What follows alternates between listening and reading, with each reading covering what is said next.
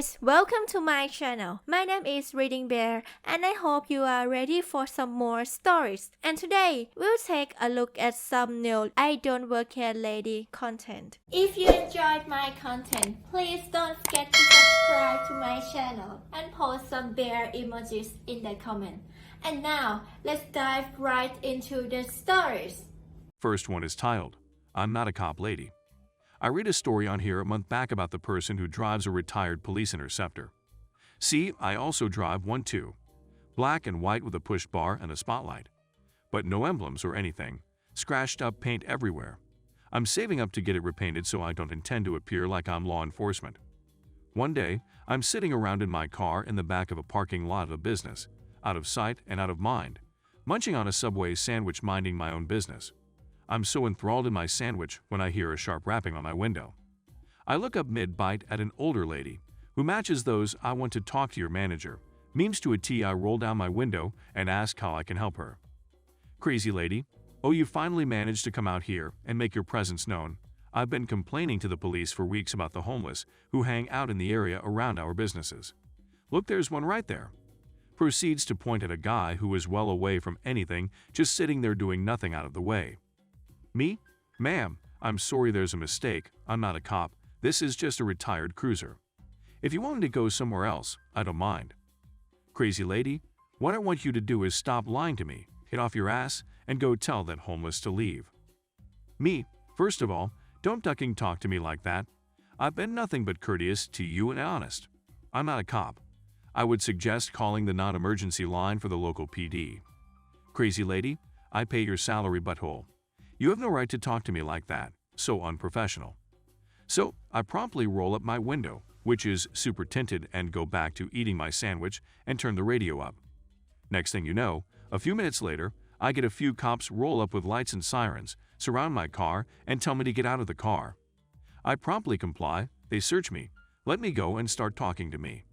They said they got a call that someone was impersonating an officer and was still parked here. An important thing to note is that I do monthly ride along with this PD for a few years now, so I'm a little acquainted with most of the officers. Luckily, one of them who showed up as backup knew me, knew what I drove, and knew that it's not something I'd ever do, as I've shown them nothing but respect for my rides with them.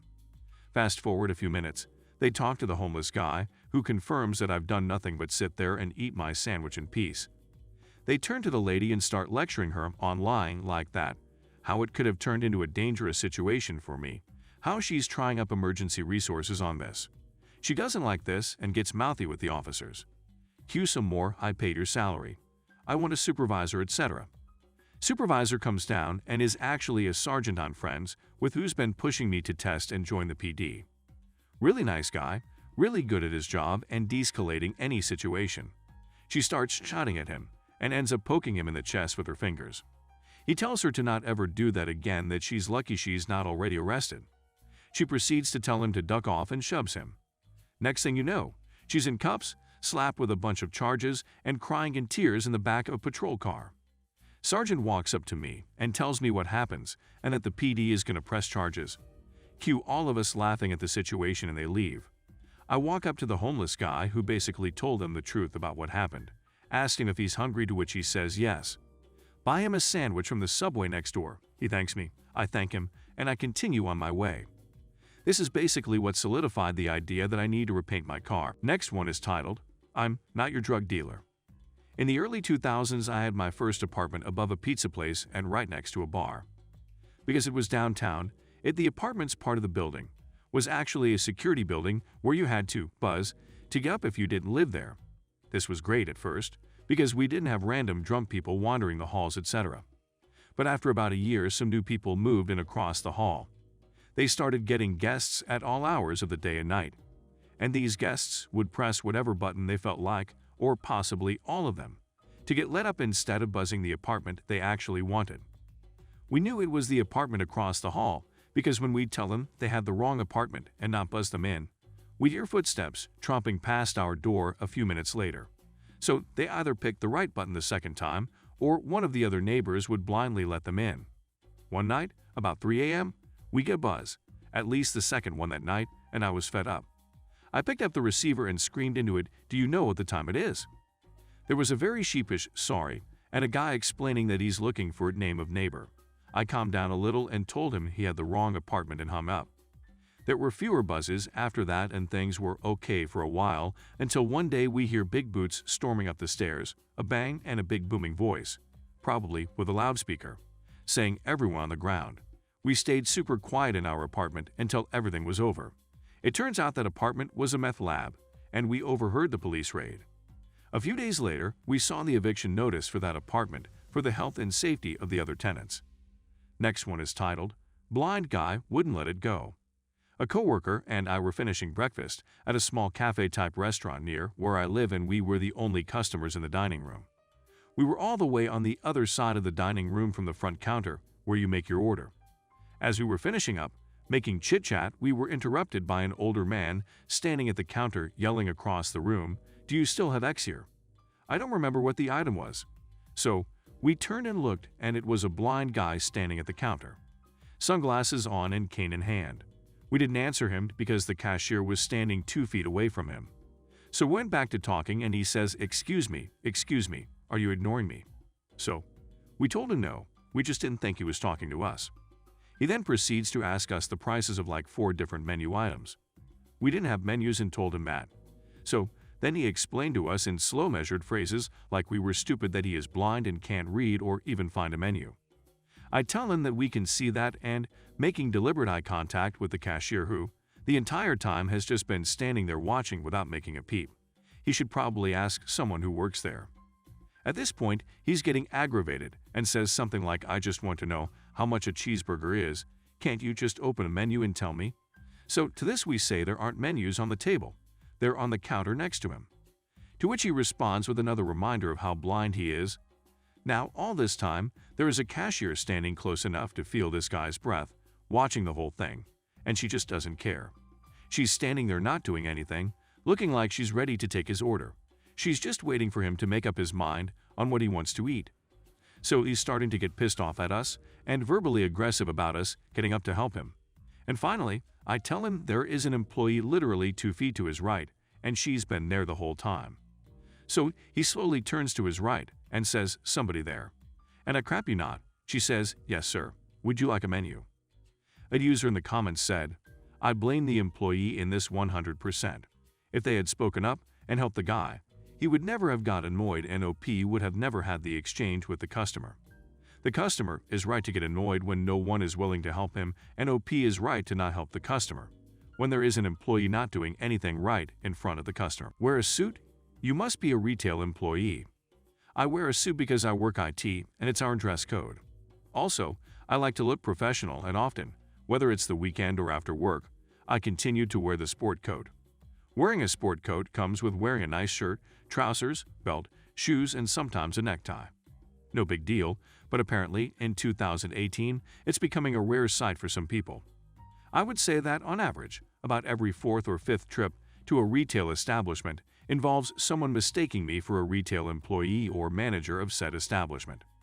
The most recent incident was one of the funniest to me. I was in a shoe store while my wife tried on some shoes. I was standing in what in the military is called modified parade rest. Leg shoulder width apart, hands clasped behind the back. I stand this way because it's comfortable for me. I wasn't really looking at anything in particular, just straight ahead. A lady walks up with some shoes and says, "Can you please ring these up for me while I put my shoes back on? I'll be right there." Now, I'm generally a pretty helpful guy, and I figured I'd give her a hand since she really did have a lot of boxes. I took her boxes and said, "Well, I don't work here, but I'll take the shoes up to the register for you." She flat out ignored what I said. This became obvious later, and all but threw the boxes into my arms. My wife looks over at me and gestures, "What the heck are you doing?" I just give her my, "Oh, I'm having fun." I've at this look and she smiles and carries on with what she was doing. I carry the boxes to the front of the store and put them on the register cabinet and tell the cashier there that a lady handed the boxes to me to be rung up. She said she can't ring them up until the lady comes up to her, and I said that's fine, and I described the lady to her. I thank the cashier and start walking back to where my wife is when the lady who handed me the boxes approaches me. "Why are you ringing my shoes up? I told you I'd be right there." "This is wasting my time." I smile and tell her, "Ma'am, as I explained to you when you handed me the boxes, I don't work here, but I was willing to help take the boxes to the cashier for you because you look like you needed a hand. Now, I'm going to return to where I was before as I wait for my wife to complete her shopping." She looked at me with pure disgust. She says, "Of course you work here. Why would anyone be in a shoe store in a suit?" I just smiled and walked away. She says to me, "Well, I've never been treated so rudely by this store before. I will definitely be making a complaint." I completely ignored her and went to stand by my wife. I see her gesturing at the poor cashier, who then picks up the phone, and then I see a smartly dressed older lady walk from a door at the back of the store to the register. I watch them talk as the lady is gesturing toward me. The older lady looks at me, shakes her head, and, I can only assume, informs the lady that I'm not an employee. Lady doesn't believe her and storms out of the store. The older lady comes over to me and identifies herself as the store manager and apologizes profusely for the other customer. I told her there's nothing for her to apologize for, and I explained what I did to try to help her and further pointed out that I never identified myself as an employee, and twice attempted to inform her that I had no affiliation with the shoe store. She laughed and said, "Well, that's on her then." A user in the comments said, "I always end up wondering how many people who do this actually do end up realizing their error while it's occurring but have to save face, so they double down and leave in a huff because they're too embarrassed to admit fault." Apiarist doubles down on trying to force sell me product I don't want. I own a farm stand. I sell lots of local food stuff that I don't grow myself, think mini co-op. I've got honey guy that I've been buying from for the last 8/9 years. He's done weird stuff in the past, pulling in sideways and almost hitting our employee's sleeping dog, calling me repeatedly when my mother died to try and arrange a delivery/payment literally the day she died, because he was leaving for vacation, etc. Most recently, he tried to sell me a high-end tincture. I said no because that's not something I think my clientele would go for, and it's super pricey. I said no, but that I needed a case of regular honey. He brings delivery by when I'm not there and gets a check. I open box and every jar is crystallized, not something that will sell. When I go look at receipt, I see he's charged me $18 for a single jar of tincture. I asked my girls, and they said he told them it was a sample, and they should take it home and try it. Now, I'm mad. Obviously old product and a sneak sale of something I said no to.